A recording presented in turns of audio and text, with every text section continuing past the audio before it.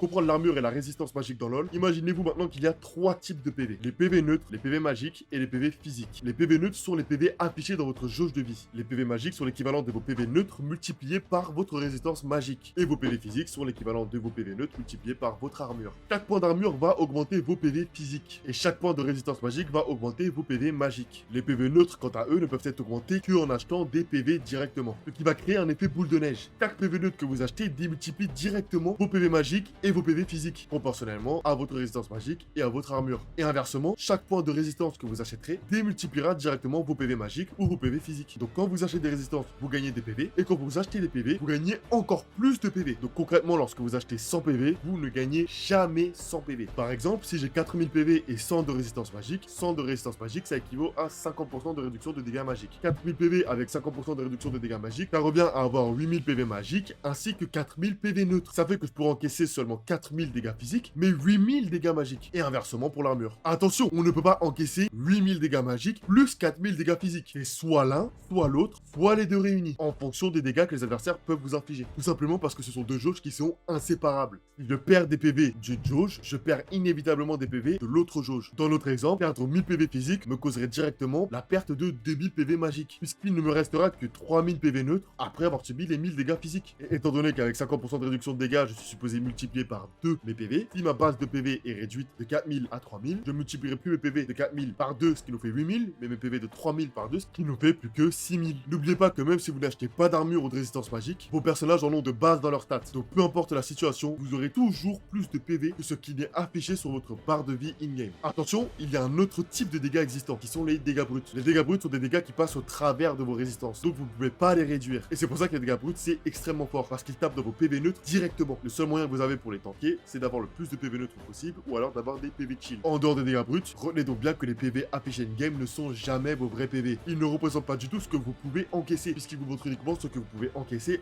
après la réduction des dégâts. Dis-moi en commentaire si je t'ai appris un truc et n'oublie pas de t'abonner.